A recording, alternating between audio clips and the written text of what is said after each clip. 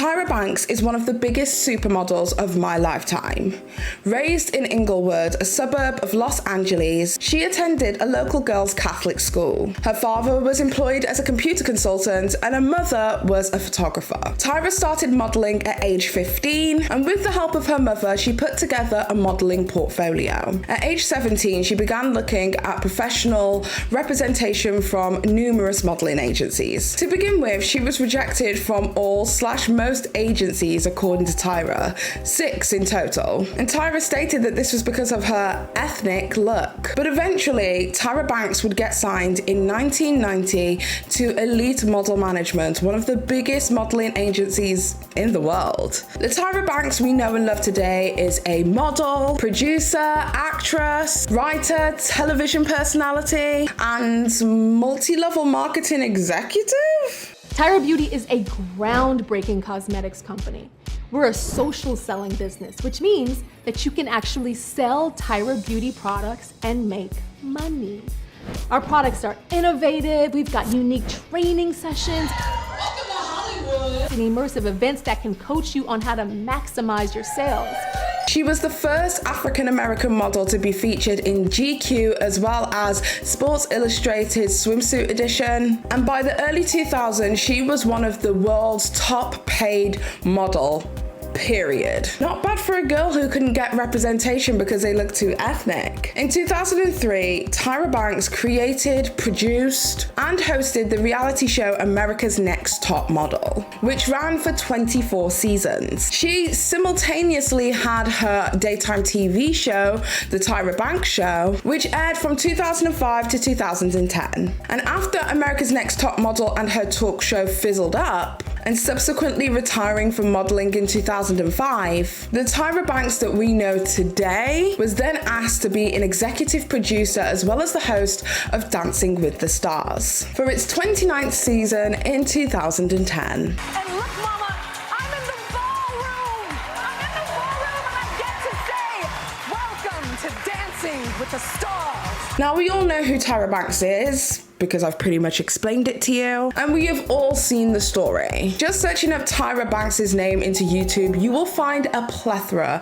of various different videos speaking about Tyra Banks, discussing the awful, egregious, and racist challenges on America's Next Top Model, as well as the horrendously horrible eliminations, and just overall bad behavior on that show. One thing about both of you is you guys both have such a strength. Alina, you have such a strength, but it's a strength that is in desperate need of control. And Jocelyn, you have such a beautiful strength. And for somebody to get up and be so sick, but still to perform, that's a survivor. Come on, Jocelyn.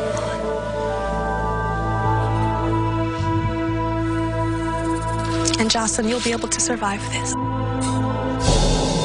Alina. But that's not what today's video is all about. Beyond the challenges of America's Next Top Model, I wanted to discuss why I believe that Tyra Banks is the menace, the common denominator, in not only her portrayal more recently on social media, but also her negative portrayal within the modeling industry. A person who self-admittedly wanted to disrupt the fashion industry knew all too well how to do it. But did she disrupt the mental health and the mental state of some of the people it is that she's encountered? And how many people did she disrupt to get there? From therapy to PTSD, the emotional well-being of all those who have encountered Tyra Banks is always overshadowed, because in Tyra's world, she's the star.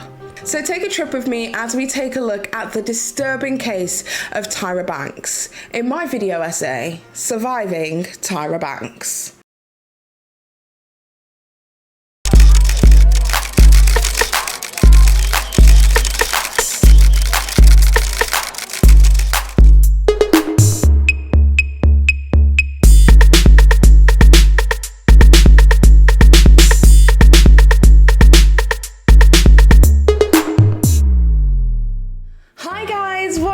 It is your girl, Paige Christie. I hope you are having a good day today. Oh my goodness, it's taken me a really long time to put this together, and honestly, I'm such a perfectionist. I'm not even 100% sure that this is perfect yet, but I am going to try my best to give you guys what it is that is going on inside this crazy brain of mine. With that being said, I just want to say a massive thank you to everybody who has joined my Patreon, as well as everybody who has joined the members over here on YouTube. I really appreciate all your support, especially on the last video, because we got demonetized for 3 whole days before they decided to monetize my content. So I really appreciate it, because we all know we have to play this ridiculous game with YouTube. With that being said, sometimes I have to rely so much more heavily on my sponsors, and today is no exception. So today's video is sponsored by Juvia's Place, and I've done a small advertisement for them. Take a listen and maybe get yourself a really good discount. Today's video is proudly sponsored by Juvia's Place. Babes, before I even get into it, I may or may not have forgotten to turn on my microphone. So I'm doing all of this in silence, but just know I was like giving the gigs, okay? Just before you even look at me in disappointment, like I was actually giving the gigs, sis. With that being said, I'm here to introduce to you 3 palettes from Juvia's Place. They're called the Alori palettes. The word Alori is a title that's given in the Yorubas of West Africa for a chief. Alori is a symbol of empowerment, and as you can see with these makeup palettes, they are really giving regal vibes. They're empowering you to create looks in abundance with all of these diverse shades. To create today's bold cut crease look, I use the Alori 1 as well as the Alori 3 palettes to achieve it. But honestly, with these 3 palettes in your repertoire, the options are endless. I paired it with the Madam Liquid Lip from the Empress collection, and honestly, the whole look just came together so well. So if you would like any of the Alori palettes, they are currently retailing for $15 on www.juviasplace.com, but currently, right now, right this second, if you go over and click the Alori eyeshadow bundle, which is all 3 palettes, you can get them all for $20.90. So definitely go over to www.juviasplace.com to snap up that deal. And if you want to have discount on top of all of that, babe, you can go and add code PETTY, P-E-T-T-Y, at checkout for a further 10% off your order. I mean, what else can I say? Thank you so much to Juvia's Place for your continued support on this channel and for sponsoring today's video. And without further ado, let's get straight into the drama before I actually cry. Once again, thank you so much, Juvia's Place, for your continued support on my channel. I really appreciate it. I'm sorry the advert couldn't be everything I needed it to be. But without further ado, let's get straight into today's video, surviving Tyra Banks, starting with chapter 1, which is Tyra versus Naomi.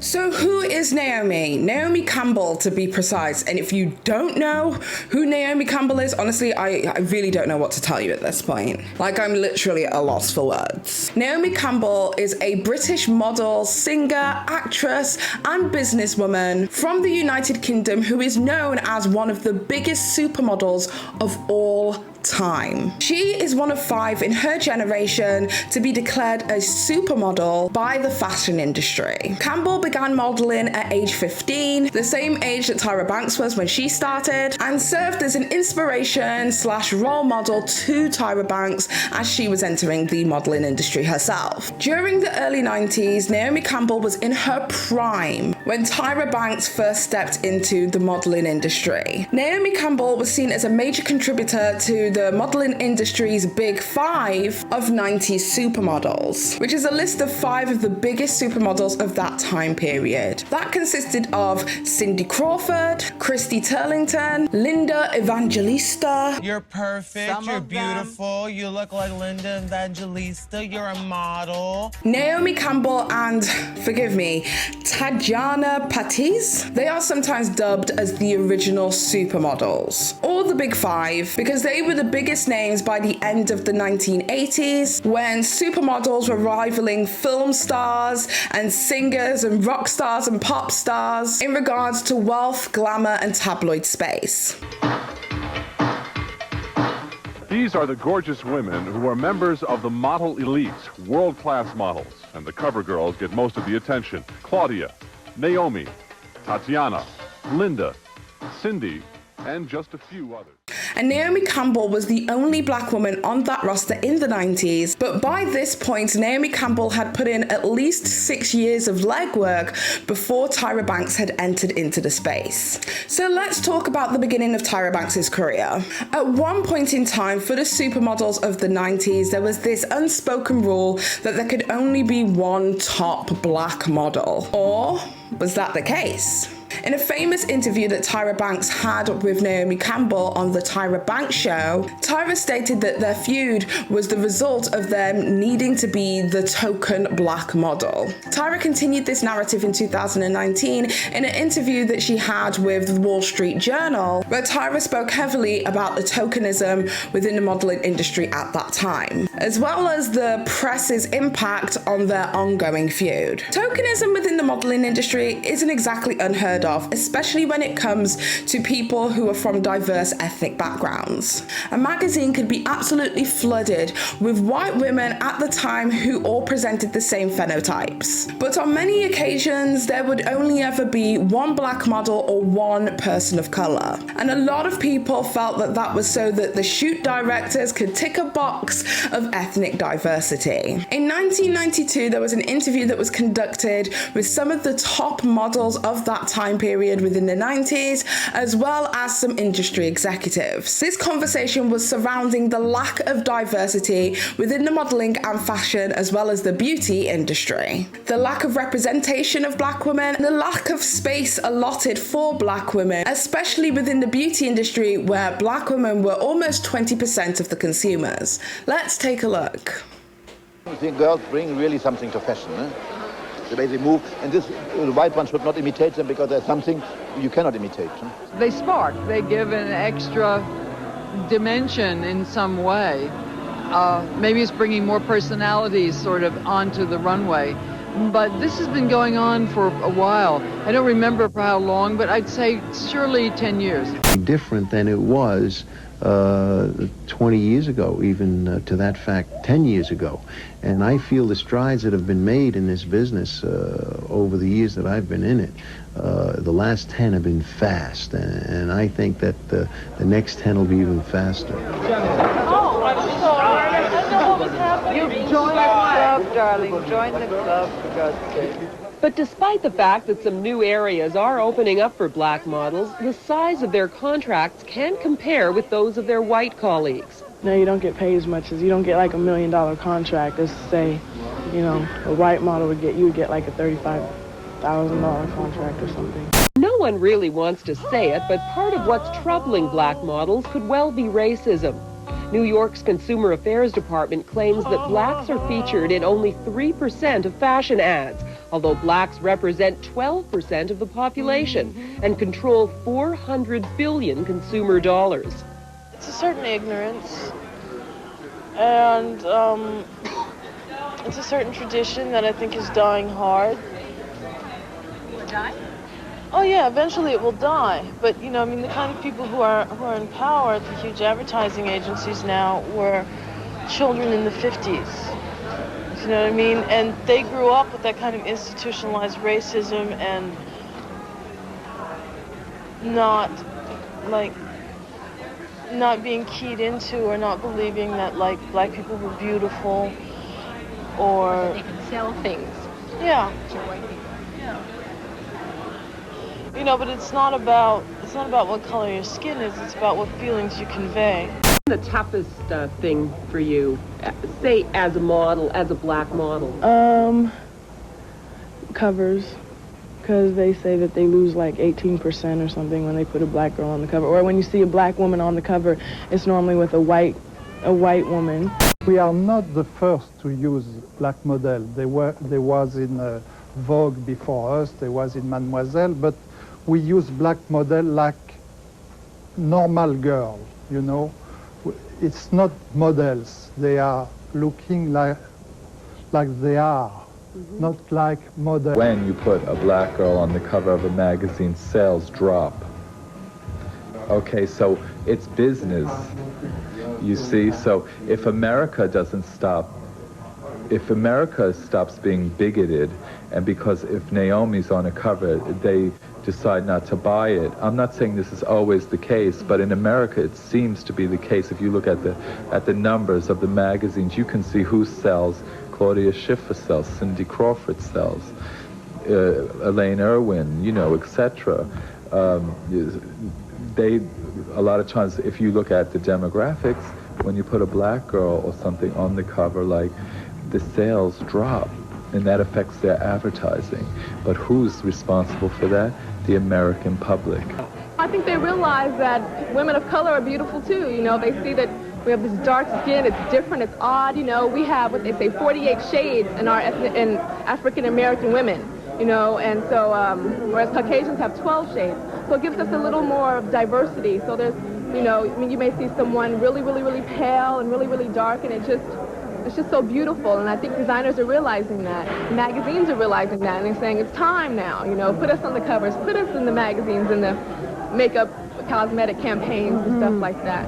The black models now have a really large voice, and we've all made our voices known, and I think that's helped too, because we do feel that we can sell makeup, we can sell everything, you know, so I think we've all changed, and I'm included. So as you can see just from this interview alone, in 1992, black women were beginning to be seen by the fashion, beauty and modeling industry. And that goes along with even more black models being interviewed. There was Naomi Campbell, Tyra Banks, Beverly Peel, Veronica Webb. But with all forms of institutionalized change, things can sometimes take time. But according to Veronica Webb, a top African-American model of the 90s, who was actually the first African-American model to be featured as the face of a beauty campaign, she said that she saw that the system was changing to accommodate more ethnic women, and Tyra concurred. So we can conclude that there was definitely racism when it came to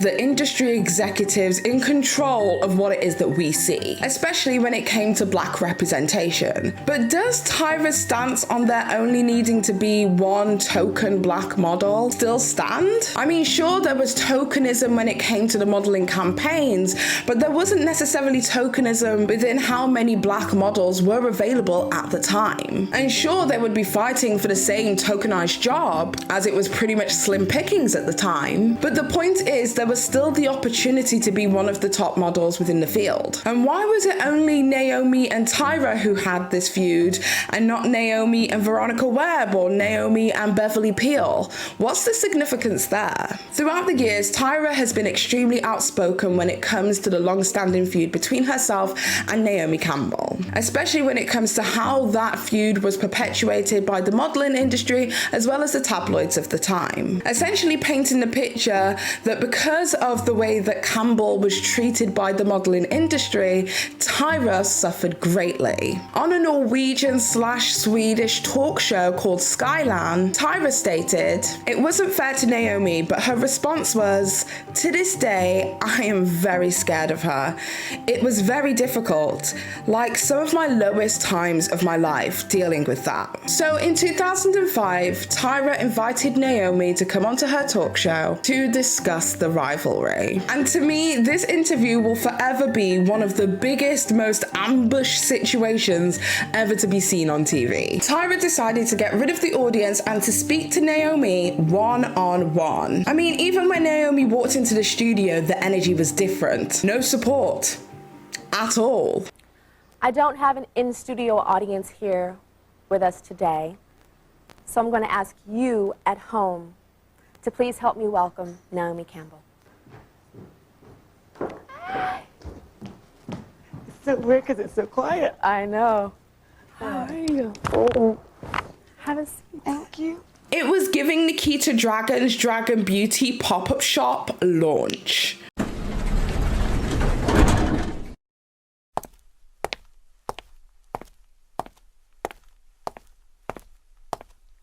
Tyra Banks cited several instances 14 years prior where she felt slighted by Naomi Campbell. One example was when Naomi Campbell allegedly said, "You're not me, you're never going to be me." We did a fashion show. I don't remember what it was. It might have been Jenny or something like that in Milan. And we were doing that fashion show backstage, and you came up to me right when I was about to walk out, and you said something.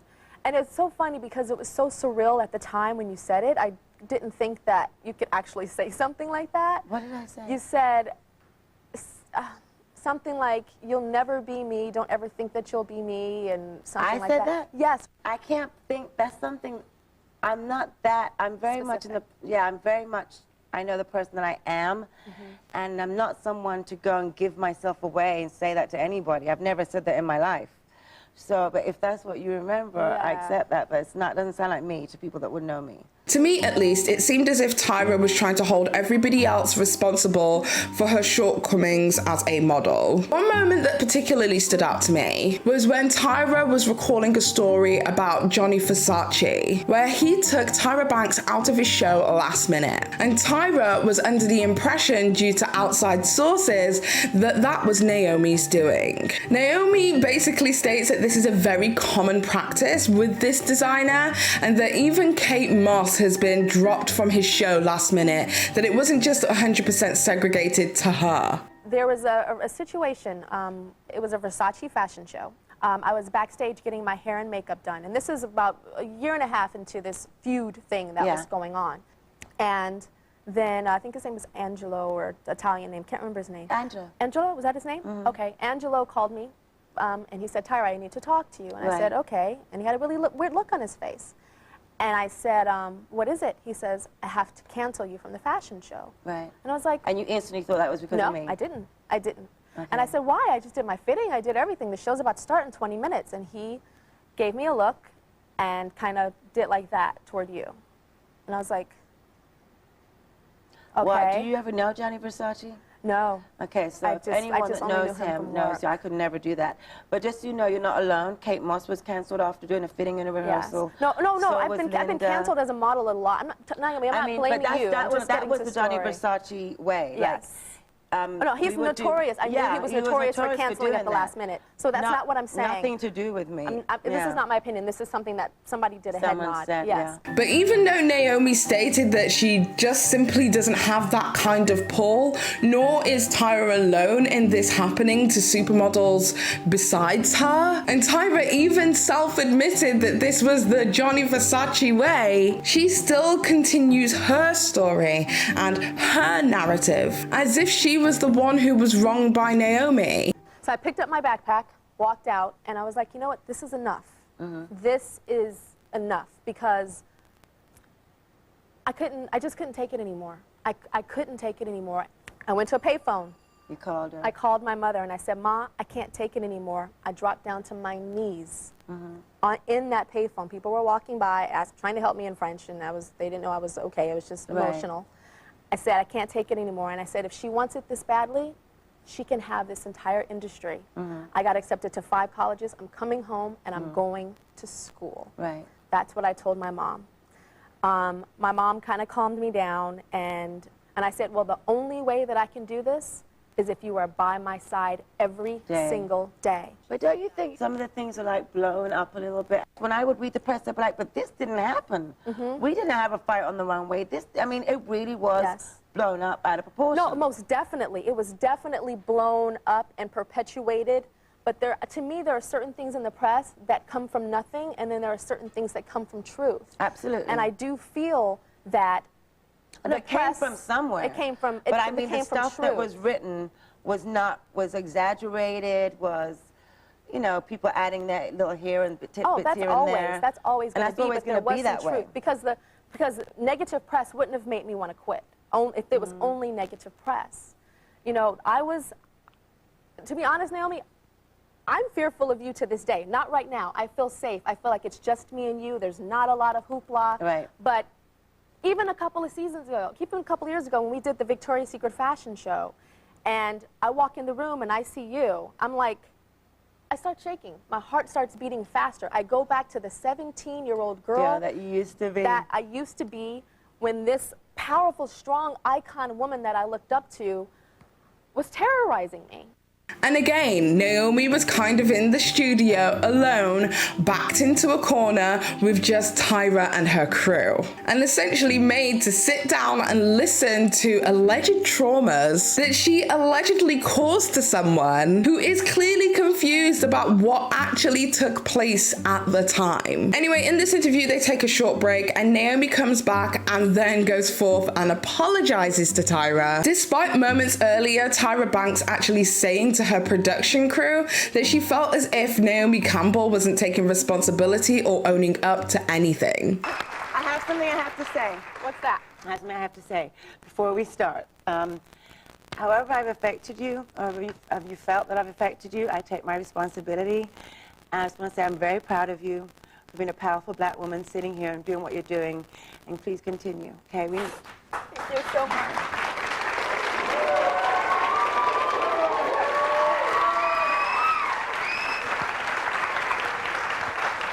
Naomi, thank you so much for saying that, because I have to admit, before the break, it was a beginning of a healing. I know. But I still felt like, closure. yeah, I Absolutely. still felt like I don't think she's owning up to anything, or, you know, and by you just saying that one thing, you have no idea what my heart is doing now. Thank you so much. Okay. Thank you so much. But again, it must be noted that Naomi Campbell couldn't even recall half of the instances that Tyra Banks was talking about. But she still apologized and took responsibility for her actions or any harm it may have caused to Tyra. Actions that, again, she did not recall. Watching this whole interview back again in 2022, it's kind of clear to me that Tyra just wanted to seek validation from Naomi. Somebody it is that she looked up to. Whether it was positive attention or negative attention, Tyra just wanted attention from her. And I think to some degree, Naomi knew that. Because it seemed to me, at least at the beginning of the interview, that Naomi just wanted to show Tyra that others can't be responsible for your perception of them. And that to some degree, that Tyra Banks was an adult in control of their own emotions and their own perception of reality. And that even if her perception did hold any truth, these were bad experiences with a colleague at best, and not the over-dramatized trauma that Tyra Banks was presenting it as. Interestingly enough though, in 2020, Naomi Campbell shared to her Instagram story a piece written by a gossip website called The Things with the title, "Here's Why Fans Are Starting to Think That Tyra Banks is the Real Mean Girl and Not Naomi Campbell," which she then later deleted. So take that as you will. But what if I was to tell you the perceptions of Tyra Banks's encounter with Naomi Campbell would formulate how Tyra treated everybody around her, from America's Next Top Model contestants to colleagues to friends? What if Tyra was actually the person causing unnecessary trauma to many people over her lifetime, to the point that some people have struggled to recover? What if Tyra Banks became the one person that she despised and feared the most? What if she became her perception of Naomi? What if she became the Naomi Campbell of everybody else's lives that she has encountered?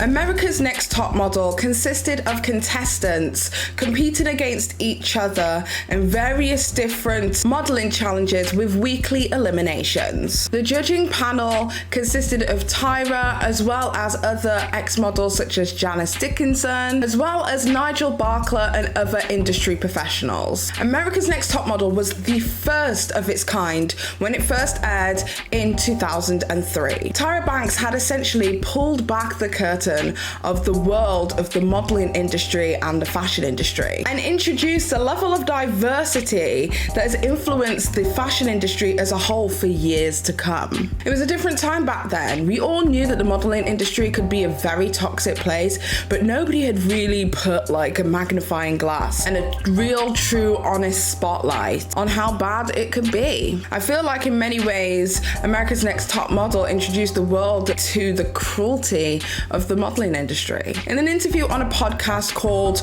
Chicks in the Office, Tyra stated that she was at a juxtaposition in her life where she was trying to pioneer going against the grain of the modeling industry, whilst in tandem wanting to make sure that the girls in America's Next Top Model understood the harshness of the fashion industry and basically hardening them up so that they were able to get work. At that same time, I was still a working model and still being told, oh, you're too fat, Tyra, you're too this, you're too that, you can't work if you can't do that. And hearing my friends have all this negativity and seeing what was in the way of them working.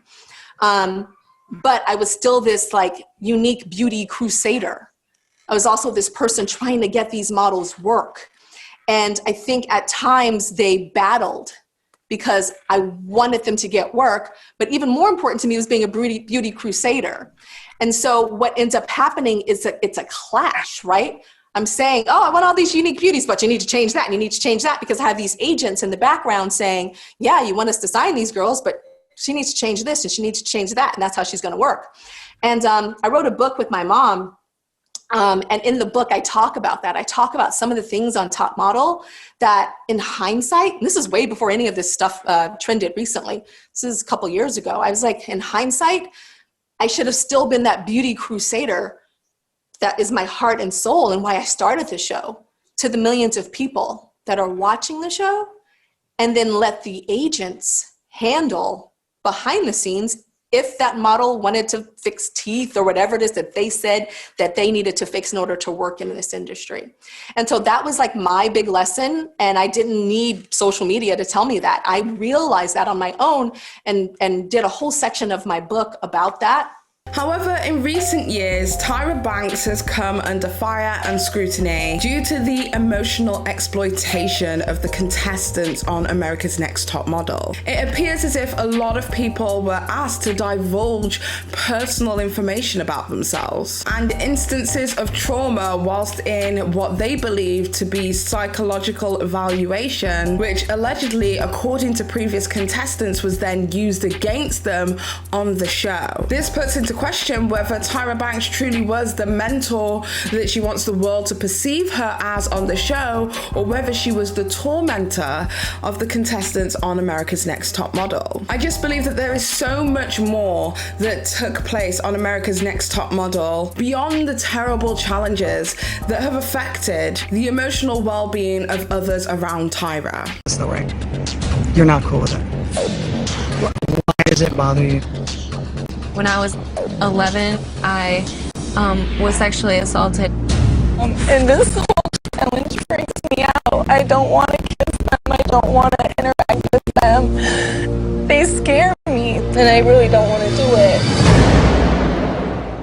For me, like, the kiss with a man freaked me out, and it just, like, flashed back like a memory in my head. First of all, I'm really sorry to hear that. I mean, that's horrible to go through. To be honest, in the real world, if I had to, like, just really full-fledged go at it and kiss a guy, I probably wouldn't even want the job, just because, like, I've never talked to anybody about it, you know, not even my mom. I just dealt with it on my own. No one knows in your family? Nobody. Not one family member knows, not one friend knows. So to just say it right then and there on Venice Beach, like 20 minutes before I'm about to deliver a commercial, was so hard. Going through something like that at such a young age and not really having the support structure and the help around, you really haven't healed from it. Yeah. And there's still work that has to be done there. Because right now, as you're talking about therapy, it's like if you're saying to me right now, you'll throw away jobs if you've got to kiss a guy, and you can't go through the rest of your life with this. You really can't. You have to deal with this. I can understand somewhat Tyra wanting to prep these girls for the real world reality of the fashion and modeling industry, but only a small handful of America's Next Top Model contestants have actually had longevity within the modeling and fashion industry. So was Tyra truly trying to prep these girls for reality? Or was she trying to create exploitative, explosive reality TV?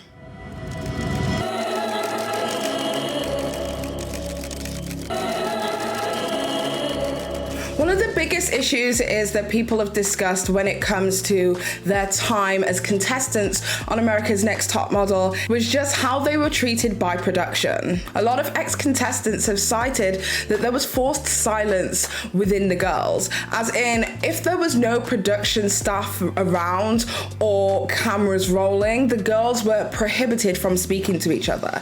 And this just kind of reminded me of a video it is that I saw a few months back by a content creator called Jordan Teresa.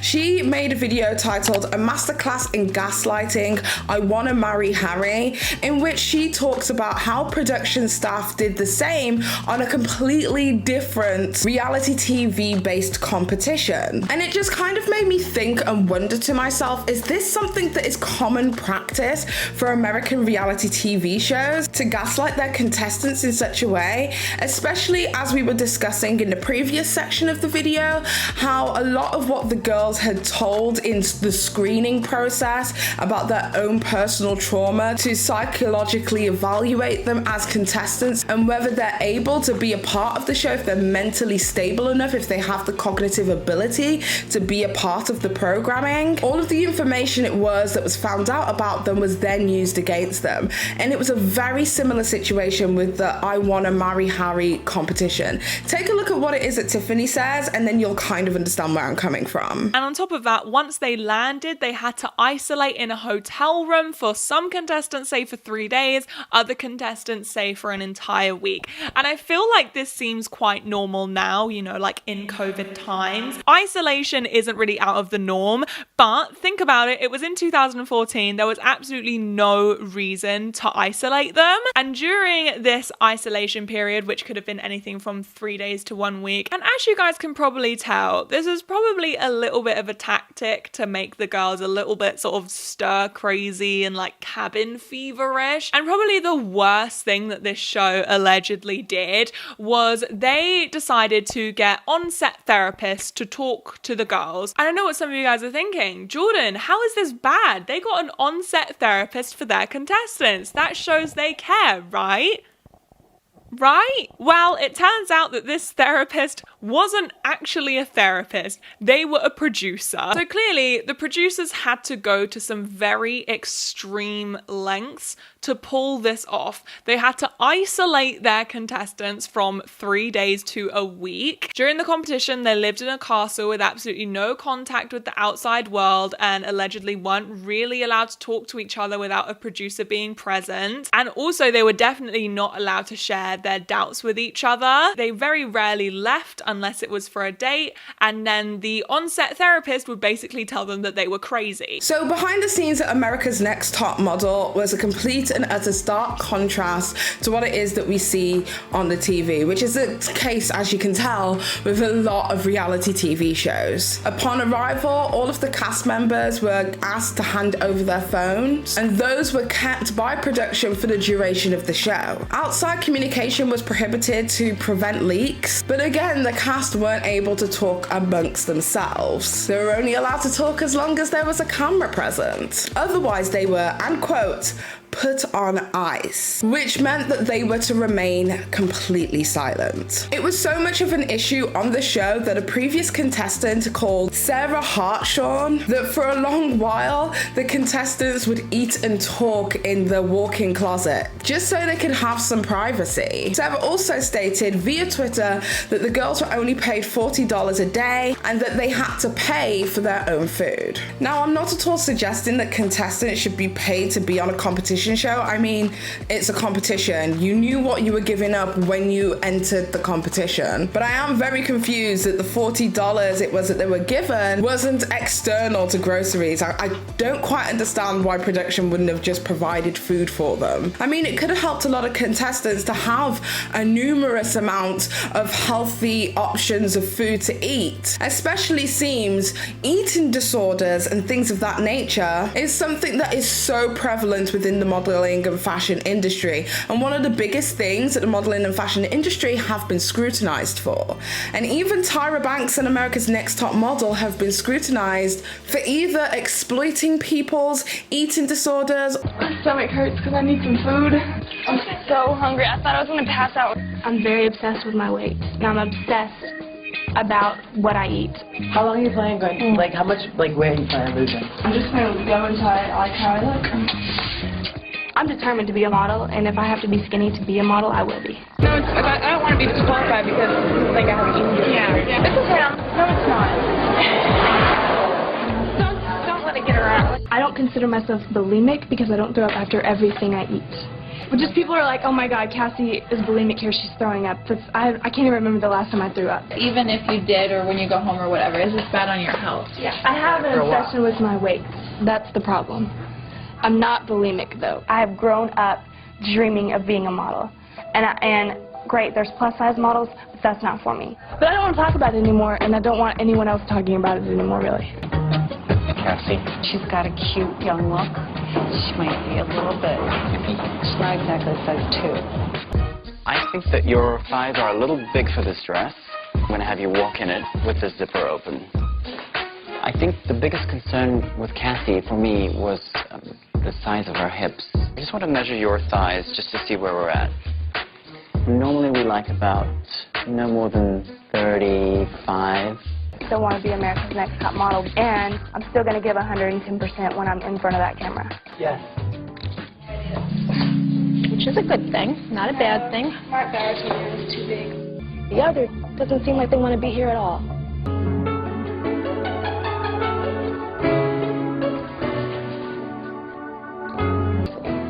Because I don't think I have what it takes to be a top model. Or, and here's the other thing, praising somebody for looking extremely thin. I'm Anne, and I'm from Dallas. You have the smallest waist in the world. Can you look at this waist, and how tall are you? I am 6'2". There's something about her that I like. Or, here's another thing, condemning somebody for those exact same traits. Just keep it softer, a bit softer there. She's tall and beautiful, but Ana Maria Mirdita does not have the right stuff to be America's Next Top Model. You are so vascular. I've been trying so hard to get, like, lean. You don't need to get lean. Tonight, her dreams were shattered when she was the first contestant to be voted off the show. Gorgeous, beautiful girl. But the judges are concerned about the message that your body type might send. Beauty is health, and if you're not healthy, you lose your beauty. I don't know, it just seems to me as if the show just makes up the rules as they go along. Like, 1 minute they're praising somebody for something, 1 minute they're condemning somebody who did the exact same thing they were praising somebody else for. It's very, very confusing to know, like, what it is that people are looking for if they change their decisions on what it is that they're looking for at the drop of a hat.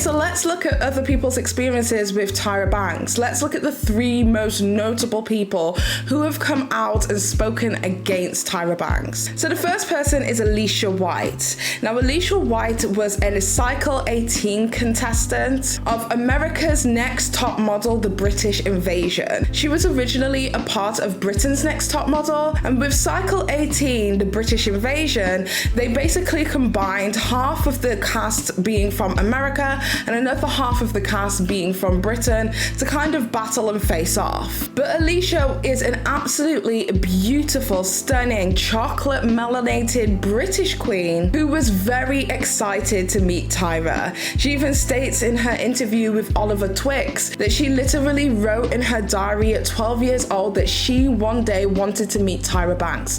Tyra Banks was her idol. But she states that when she finally did meet Tyra on Cycle 18, that she described Tyra's energy as standoffish, cold, distant. At first, she didn't quite understand why that was, but then something clicked to her. Take a listen to what it is that she had to say. Like, I was so excited. And then she asked me where I'm from, and I said, oh, I'm from the UK, the South. She goes, oh. What's that about? Like, why am I getting this energy? Like, why am I getting this energy right now? I wasn't understanding it. And then I realized the person that she said bullied her all her life in the modeling industry came from South London, not too far from where I was from. So maybe when she looks at me, she sees her. Maybe, I don't know. After that, she was triggered by me for the rest of the contest. That's how I feel anyway. That's my, like, little theory. I'm probably wrong, but that's just how I, you know. I just So felt top like model since then fans- she weren't feeling me. So before I continue my questions, in top model fans, you know, I can't help but to think or recognize a certain motif in these types of things. Eugenia Washington, who I talked to a couple of weeks ago, to me, out of any contestant that's ever been on Top Model, looks the closest to Naomi Campbell. And she said, a wrap for you. and she said she had a hard time. Tiffany Richardson, kind of sort of resembled Naomi, and when Tyra was giving her makeover, she said, "We're going to give you Naomi hair down to the floor," and then she got that, and so now you're telling me you felt like the energy she gave you was a triggering of you reminding her of. I'm saying this. Hearing you say this makes my brain start to know. And this brings up a very important topic when it comes to how Tyra Banks treats dark-skinned women. And I don't want to be that person to sit here and shout, colorism, it's all colorism. But I would be lying if I didn't say that there was a huge issue with the way that Tyra treats darker-skinned black women. Previous contestants who have felt the brunt of Tyra's coldness, her wrath, her anger, her dismay, have all been dark-skinned complexion women of color. For instance, Tiffany Richardson, the contestant who got yelled at by Tyra Banks, was a dark-skinned black woman. I have never in my life yelled at a girl like this. When my mother yells at this, it's because she loves me. I was rooting for you. We were all rooting for you. How dare you? Learn something from this.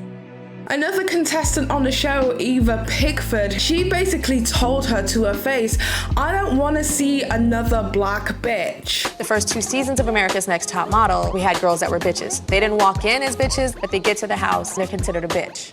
I don't want to cast another black bitch. Again, this was another black woman with a darker complexion to Tyra. Tyra was essentially projecting the archetype of the angry black woman onto some other black woman, which I feel like is extremely harmful to our community. About 80% of the girls that come in here have something negative to say about you. Eva, she's saying this about me and saying that about me. Eva, she was always mean to me. Eva, excessively abrasive and hostile. Eva, she's out of control.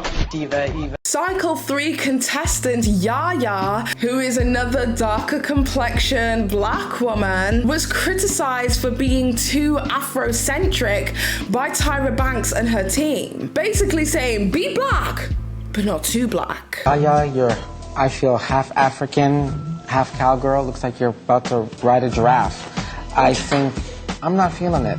You have this intensity to prove your sort of Africanness, and I think that sometimes it's overbearing. It's just too much. It's sort of a layer on top of a layer. In response to trying to prove myself as an African, that's just where I come from. It's very natural to me. And I did not choose that hat for the very specific reason that it's very cliche. The fabric that it's made from is very artificial, very cheap, fake kente. I didn't have the time. I know I'm running on. There's a different way of explaining yourself and being defensive.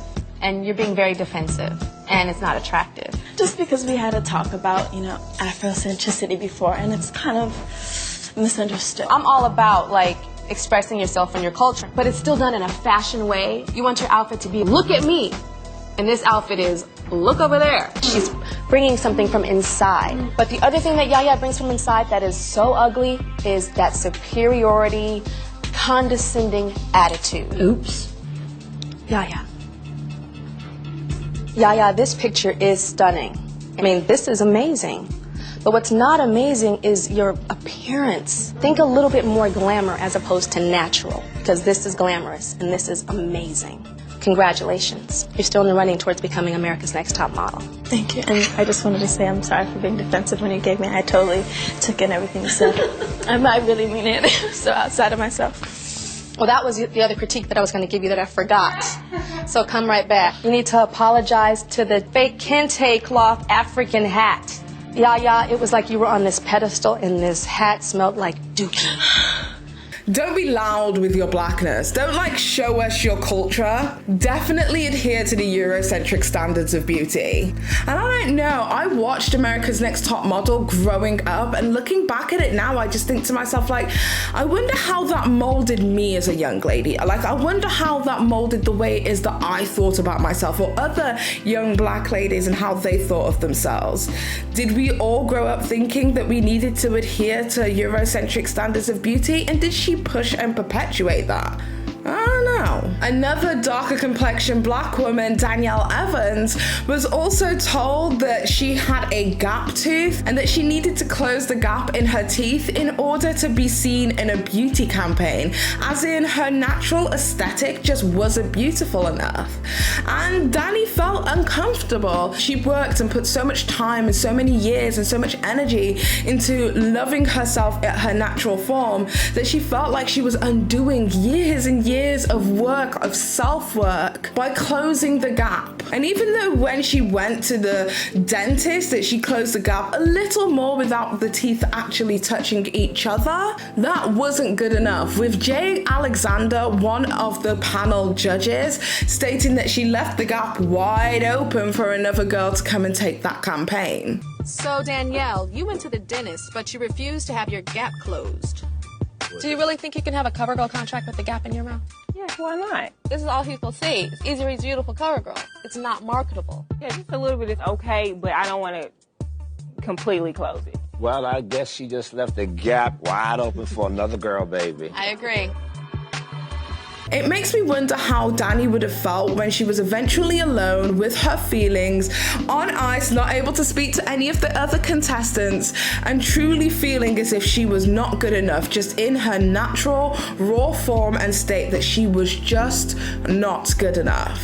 There is a quote that honestly encapsulates exactly how I feel about Tyra Banks and the way it is that she treats dark-skinned women on her show. The article is from Slate and it's by a writer called J.E. Dahl, and this is what they said. On camera, many of the black America's Next Top Model contestants talk about how thrilled they are to be in Tyra's presence, how her success as a black supermodel inspired them, helping them see themselves as better for the first time. But how does she repay their adoration? By trying to eradicate ethnic idiosyncrasies in their personality and appearance. Tyra tells the aspiring models that they need to develop thick skin because she seems to think that dark skin should be tougher than light. But going back to Alicia's experience on Top Model, Alicia decided to leave the competition of her own accord because of how much the show was hurting her mentally. After the show, she decided to begin therapy and in her opinion has made a lot of improvements. Although when asked the question if she was ever to see Tyra again, how would she feel? She stated, that 12-year-old child in me, like, still probably is a little bit triggered by it. Luckily, I'm getting the therapy that I need and stuff like that. But that was hard. That was hard. Are you still getting therapy about that? Yeah. To this day.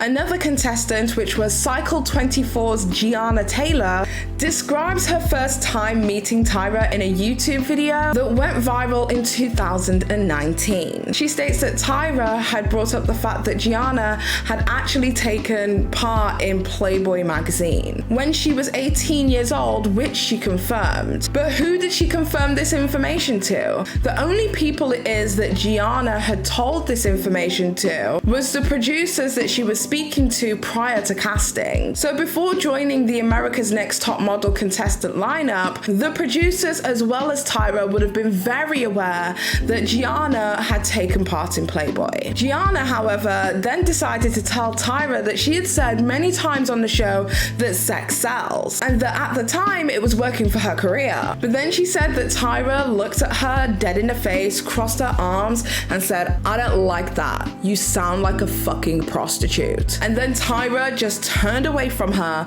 and wouldn't even give her eye contact throughout the duration of the rest of the filming. And then at this point in the video, she starts crying because I guess, in her words, the woman that she had idolized this entire time had told her that she sounds like a prostitute. You guys, when I said sex sells and you said that on this show, and I just found out that that worked for my career.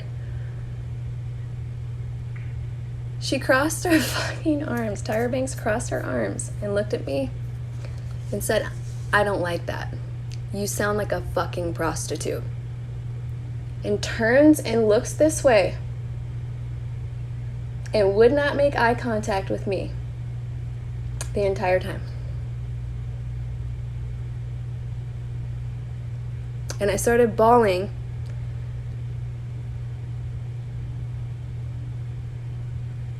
because I just had the woman that I've idolized my entire life tell me that I sound like a fucking prostitute.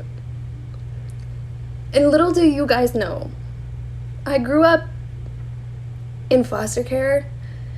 It seemed on TV, they made it sound on TV like I lost my mom, like she died. My mom didn't die, but I did lose my mom's strength and lose my mom to drug abuse and prostitution when I was a kid. I was put in foster care. I grew up in foster care. I would never repeat the same things that my mom did that put me in the positions and the shit that I dealt with as a kid. So for me, it was so offensive to me that I just started crying. And I had 4 judges at that point, 4 different people yelling different slandering things back to me, basically telling me that I sounded slutty or I sounded whorish or that I was wrong. The only person that didn't bash me was Ashley Graham. And she told me, fuck what these people say. She literally put her hand up to Tyra's face and said, don't ever let anybody make you feel like you've done something wrong with your own body. She's like, you are beautiful. She said, I've been naked all over plenty of magazines. I've showed my body everywhere. And she said, and I'm still proud to this day. She was like, never say sorry, never apologize. She was like, you're not wrong. Your body is beautiful and you are beautiful. And I'm telling you, when I started bawling, trying to defend myself, Tyra uncrossed her arms and goes, now tell me about alopecia. And that's where you guys see my interviews start. They skip all the Playboy stuff. They skip all the shit that makes me me. And make you guys think I'm a totally different person right off the bat. Okay, so this is where we get to one of the biggest and the most explosive story that has actually come out about Tyra, which is Cycle 5 and Cycle 17 All-Star winner Lisa D'Amato. She has been leading the charge against Tyra more recently when it comes to exposing Tyra and her production team's manipulative practices. In January 2021, she uploaded a video to Instagram addressed to Tyra Banks. Despite knowing that she could legally be held liable for her words talking about production and Tyra and what goes on behind the scenes of the show, to the sum of $5 million. D'Amato stated, I did it knowing that it was a breach of contract still, because I felt like it was my duty to warn other girls that were going to audition for America's Next Top Model, to know what you guys do and the way that you guys would poke me and use my childhood trauma against me, day in, day out. It was just so fucked up. And it broke my heart. Like, how could you do that? So, to me, the odds were still worth it if I got sued. Now, I don't know how you sleep at night because you guys know, Tyra, you knew very well the horrible trauma that my mom inflicted on me. And you also talk so much about how much you wouldn't be where you are without your mother and how powerful she is. So knowing that you still did that to me and then continued to do it to other girls even after I spoke publicly about it. How do you sleep at night? How do you sleep at night knowing that you're torturing and poking at girls' childhood traumas for your own profit? How do you sleep at night? You know, I never knew if you were innocent or guilty. I always just pinned Ken Mock. But I have to be honest with you. So then if that wasn't bad enough, it sounds like it doesn't get any worse than that, but it does. Lisa was then asked to appear on the Tyra show for a Cycle 5 reunion, where she was asked to speak about her childhood trauma, to which she declined multiple times. That was until the night before, when production had stated that they would not bring up the topic. So in that case, Lisa agreed to appear on the show. But when they introduced her to the studio audience, they said, "This is Lisa from Cycle 5 Top Model. Everyone knows her as being the fun, wild child, but what you don't know is that she was sexually molested her entire childhood." I mean, wow. And then they just proceeded to just push her out into the audience. They line me up and they're like, "Okay, count to 3 and you go out." The teleprompter, it starts highlighting and it goes, "Everyone, this is Lisa from Cycle 5 of Top Model. Everyone knows her as being the fun, wild child, but what you don't know is that she was sexually molested her entire childhood." They pushed me out into a live studio audience. I remember feeling like an outer body experience, and I think I went into like fight or flight. And when I walked out onto set, I just remember like the audience was looking at me so crazy. I was devastated. I went to the front where Tyra was just sitting there on her stupid fucking couch, and I grabbed the pillows and I started throwing at her. I was throwing them at the audience. I was telling everyone to fuck off. I was grabbing the cameras, like the ones that are between the aisles of a talk show. I was grabbing me like, "Fuck you guys." I went bananas, like fucking irate. I lost my mind. If there were chairs that I could actually like pick up and throw, I would have thrown them at the walls, not to hurt people. And then right after that, they grabbed me and locked me in a closet. They locked me in a closet. Like, could you imagine the significant amount of trauma that's going to cause you? Now everybody knows, like, something that you weren't ready to share with the universe. Man, my heart feels for her, because like I can't even imagine what that must feel like. After this, she then recalls being restrained and then thrown into a closet until she calmed down. I was banging. I'm like, "Here, you can't lock me in a fucking closet." I was so pissed. From my understanding, they then went on they left my segment and they immediately went to Corinne's segment. And I think, I don't know what happened with her segment, but they did bring out her dad to her. And then after that was over, however long that took, and how long they locked me in a fucking closet, which is actually called kidnapping against my will, they brought me out and they said, "Lisa, we promise." They brought me food, they brought me water, they calmed me down. I was so upset. And they said, "Tyra says that she will just talk to you about you on the show and like makeup and fashion." And you know, it's the saddest thing. It was, I was like, well, I've already been put through all of this, so if I say no, then I don't get the $700. So I went on, acted normal. The audience must have thought I was crazy. But then I went and just talked to her about Top Model, and then the car drove me home, and that was it. I remember I went back home to my apartment. It was like 3 o'clock like PM, and I opened a can of soup and I ate it. That's what I did. The reason I went back on All Stars is because by then I had had so much therapy, and I had found so much love in my life that I came back for revenge and to fight for my own integrity and my own persona in the public arena and show people who I really was. And I definitely wanted to also show that nobody could ever do that to me again. And definitely no one could hurt me again the way that she had. And I think what's really telling about this situation is that Lisa has never taken down the video. She has never retracted or made any kind of retractment statements. And as far as we know, she hasn't been sued for the sum of $5 million for breaching the contract of her non-disclosure. So that would lead me to believe that there must be some truth to this, because they're just not fighting it. They're not choosing to fight it because they know that what they did was unethical. Like, tell me what it is that you guys think in the comment section, but I genuinely believe that there must be some truth to this, right? Because if somebody had said that about what it is that I do here, I would be like, you are getting sued, sis, because that would never happen on my watch. Why hasn't Tyra Banks gone far to protect her name, her brand, the brand it is that she has built consistently over the past 20 years?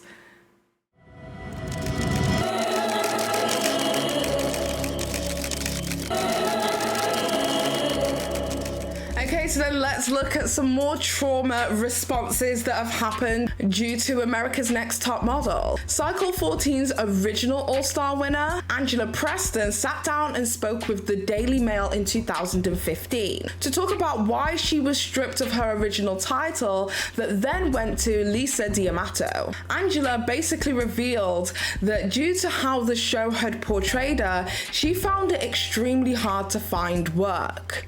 Now, this is where we come to this weird juxtaposition of reality TV versus the real world of the modeling industry. It seems as if Tyra sometimes favored reality TV and making exciting entertainment television rather than what really happens to the girls after the situation. And we'll talk about that a little bit more in depth later. Stranger. I used to admire her so much because I'm thinking she's just like me. She's tall, she's skinny. She was teased when she was a kid. She's from the hood. She understands me.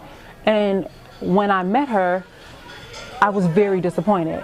You preach to girls, you know, you can come from a certain area, you can come from, you know, a broken home, whatever, and you can become successful. But that's not the case, because look at what happened to me. So basically every girl that has been through something that I've been through, and I've been through a lot, the death of a child, I was an escort, got out of that, I mean, raped, whatever, you can name it, it's happened to me. So basically girls like me don't have a chance. But Angela said in her interview, I was in a very, very tough spot. I did some things for money that I'm not proud of. It was escorting. I had to survive. I had no money. I had no income.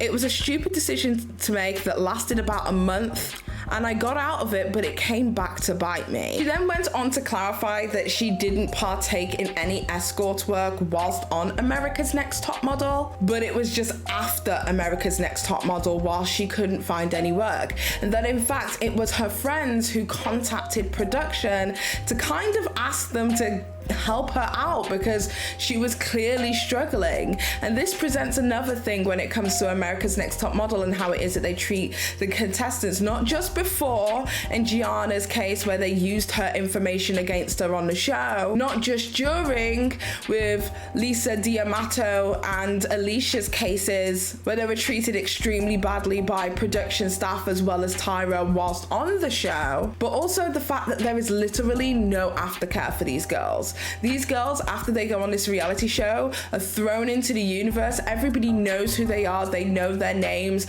They know where they're from, their backstory. And sometimes, in some cases, especially like Gianna's case and Lisa D'Amato's, where their personal and private information that they did not want public was thrown out there to the world. And then they're forced to figure it out and make ends meet. But this was after her original cycle and not the All-Star cycle. So production already knew about her dabbling in being an escort for the in-between period between her original cycle and the All-Star cycle. Before she even signed the contract, they were aware of what she had to do to make ends meet. But this is why at the time, Angela then decided to file a $3 million lawsuit against Tyra Banks and her production company Banks Productions. And whilst we don't know exactly what happened with that because everything point went a little bit silent, the assumption was that she essentially got paid out. But Angela Preston has now said that she has moved on and she's working in journalism, but also that she is working on a book telling her side. So we await that with bated breath. Okay, so we discussed this previously, but we all know the meme of the Tyra Banks situation of, "We were rooting for you! We were all rooting for you!" But behind all of that, Tiffany Richardson was originally supposed to be on cycle 3, but she ended up getting into a bar fight and subsequently never actually made it to the model house. Production then hinted at her that if she was able to take anger management classes, that she might be able to have a shot to come back the next year, which is exactly what Tiffany did. In 2017, Tiffany Richardson actually sat down with BuzzFeed to have a conversation about what had happened during that period on Top Model, but she describes that what happened off camera was 1,000 times worse than what it is that we saw from the explosion. Richardson recalls Tyra saying, and quote, "You can go back to your house and sleep on your mattress on the floor with your baby." All of that didn't air. Jay Manuel, one of the consultants on the show, also confirms that this was exactly what was said by Tyra, and that after the blow up that Tyra exhibited on the show, she was taken by production staff and drove off site in a car. Jay Emanuel and Miss J both cite that the emotional outburst could have been because Tyra had fought with the network to have Tiffany Richardson come back the following season. But regardless of all of that, Richardson actually stated in the BuzzFeed article, "You would think that if you cared that much that you would have been there more. I didn't think she cared. I don't think anyone gave a fuck about none of us, except for the ones who made it big." Okay, so I know you guys are thinking, well, maybe these ex-contestants are feeling disgruntled because their career never took off in the way that they wanted it to, and that they are pointing at Tyra for being this horrible, nasty ogre of a person when really they just need to suck it up and acknowledge their own shortcomings. Well, it wasn't just ex-contestants who spoke out about Tyra and the way it was that they were treated on the show. Ex-judges came out too. One most notably is Jay Emanuel. He went on to write a fiction book titled The Wig, the Bitch, and the Meltdown. And a lot of people have pointed out similarities in what happens in this book to his real life experiences on the show. Take that as you will. Jay Manuel stated that there was a fear culture within America's Next Top Model, something unlike he's ever experienced before. He actually expressed multiple times whilst being there that he didn't really want to participate in the show after his contract had ended with America's Next Top Model. And when he went ahead and spoke directly to Tyra about this, Tyra basically said that she was disappointed. And basically they kind of insinuated that if he did not come back onto America's Next Top Model, that he would not work for the studio ever again. So basically they essentially wanted to somewhat blackball him from working on TV if he didn't comply with what it is that they wanted at America's Next Top Model, allegedly. When he did come back for cycle 9, after he had said and expressed that he didn't really want to come back, but said that he'd come back just for one last season whilst they found somebody to replace him, Tyra Banks ignored him whilst they were off camera, but whilst on camera, she pretended like everything was okay.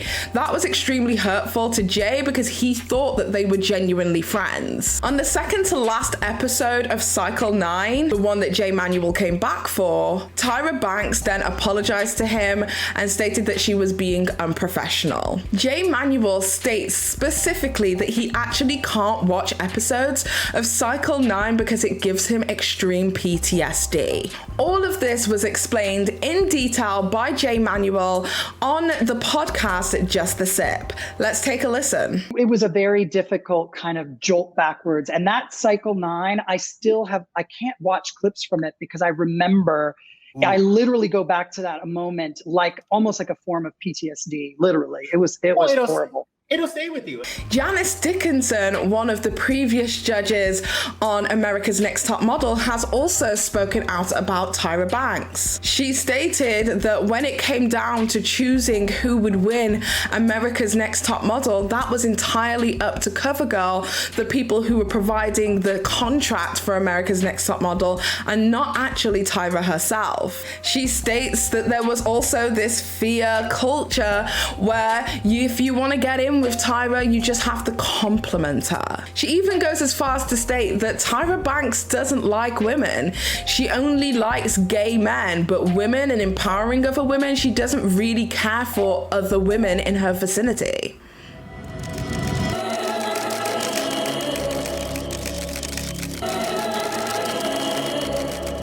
So what has Tyra's response been to all of this? Well, in May 2020, Tyra tweeted, "Been seeing posts about the insensitivity of some of the past America's Next Top Model moments, and I agree with you. Looking back, those were some really off choices. I appreciate your honest feedback, and I am sending so much love and virtual hugs." This was in response to the continuous backlash it was that Tyra was receiving in 2020 at the height of the pandemic. Ken Mock, one of the producers of America's Next Top Model, also added, "I want to reiterate what Tyra Banks said.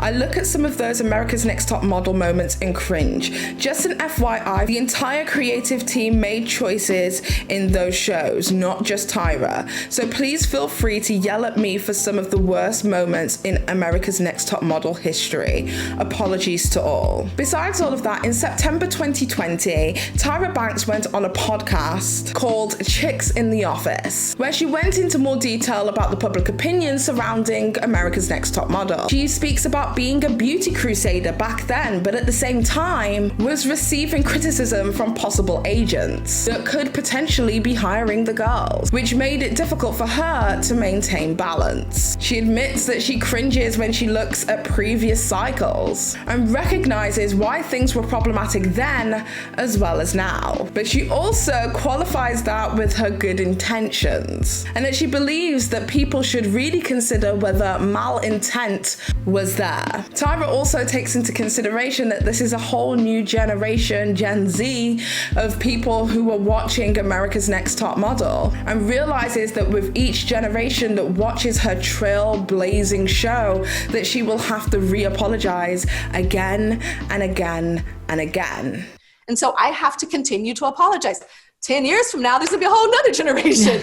And there'll be some other reason. They'll be snowed in one day and watching Top Model. What the hell did she do? This 50-something-year-old woman, da da da. I'm gonna have to apologize again because they didn't see this and what I'm doing now and what I've done, over the years. So that's just the state of the world now, that, that people see content over and over again and they don't know that you've apologized. And I don't fault them for that. That's not their fault, but it's my job to say, yes, I've apologized for it, and we're going to apologize again and keep apologizing because it was wrong.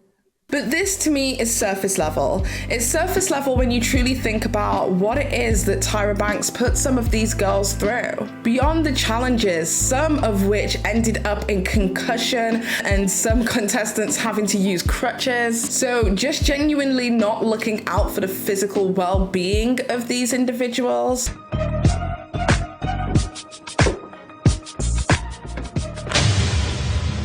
Ow, ow. Just keep her foot on. Okay. Both my feet were just throbbing, they were pulsating. Okay, doctor's gonna be here. I was just like, I don't think I'm gonna be able to do this. As well as some models even citing that they weren't able to eat because they would be filming for 18 hours straight. I mean, it's insane, like the amount of bullshit that me and the other girls went through. There are times when we didn't get fed. We had to film straight through 15, 18 hours without eating. So we're starving. So then that plays on your mental attitude because it's almost like they want us to go in there angry so they can have drama. So, okay, let's starve them. Let's withhold food. Let's withhold water because you know how you get when you're hungry. As well as people's vices being exploited, such as people's eating disorders, personal sexual abuse and traumas. And then that combated with the fact that they were experiencing all of this heavy emotional weight of being on this reality TV show, but were unable to speak to even each other or confide in each other in regards to their emotional well-being and how it was that they felt. There was no off-screen therapist to make sure that the girls were okay emotionally with how it was that they were dealing with the competition. There was no aftercare team to make sure that the girls were able to integrate themselves into society and how to deal with their negative or positive portrayal of themselves on America's Next Top Model. Some people turn to escorting, which in my humble opinion, escorting is not the worst thing in the world, but you have to be a certain kind of person to do that happily. And others turn into drug and alcohol abuse. And even some contestants going as far as to take their own lives after their season had ended. Even some of the most successful models from America's Next Top Model with huge careers, such as Winnie Harlow, don't even want to be associated with the franchise, so much so that she has even stated that Tyra Banks had absolutely no hand in the way it was that her career continued, and that if anything, being on the show was a hindrance to her career. So I really started after the show because that really didn't do anything for my career. Which it doesn't do anything for any model's career, realistically. But a photographer from London hit me up, major photographer, Nick Knight, and he was like, hey, I seen your photos online and I want to, do a shoot with you. It went viral and I got campaigns from there and it hasn't stopped since. Because I thought like that was going to be a career starter, but it was really like a reality TV show. That's not what I signed up for. Right. Yeah. Did she say that? Yes. I discovered her on Instagram. Yeah. Yeah. Well, come on, I discovered her on Instagram, so. And she's on the show, so what do you think that means? There you go. This show and its producers leveled exposure for these people's souls. And with a handful of America's Next Top Model, which is literally the title of the show, only a handful of people were ever able to make it in a huge way and have a longevity within their careers. The hundreds of other contestants that have partook in America's Next Top Model in over 20 seasons. Almost all of them have nothing but negative things to say. There is so much that I haven't even touched on or discussed, such as all 13 contestants being made to share 45 minutes of time to contact their loved ones whilst being away for so long. And that's not 45 minutes individually. This is 45 minutes between them all, which then, as you would imagine, would just simply cause more arguments and contention between the contestants because somebody went over their allotted 2 minutes of time. But if you think for 1 second that producers didn't know what they were doing by putting all of these random ass weird rules and deprivation on these girls so that they would get real raw emotional responses, arguments, bullying, catty behavior, all of that we saw on the show was just a symptom of these girls being pushed to their limits. And with your whole life being auctioned off to the highest bidder, honestly, what do you have to lose? America's Next Top Model is the biggest modeling competition there has ever been, and there has never been another competition like it. But if we were just to go back to the beginning of Tyra's start within the modeling industry, where she was shunned by so many agencies for not fitting the mold, where she had to break through so many barriers being a somewhat voluptuous but thin model, where her idol Naomi Campbell did not give her the attention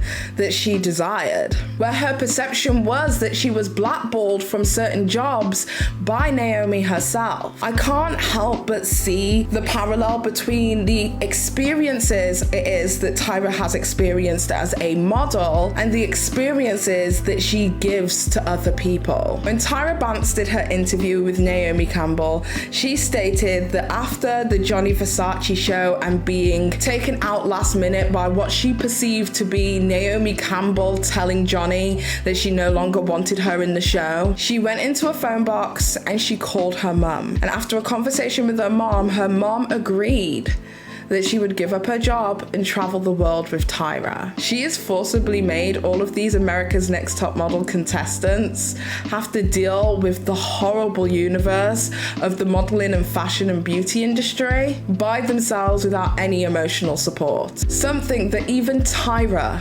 couldn't do herself.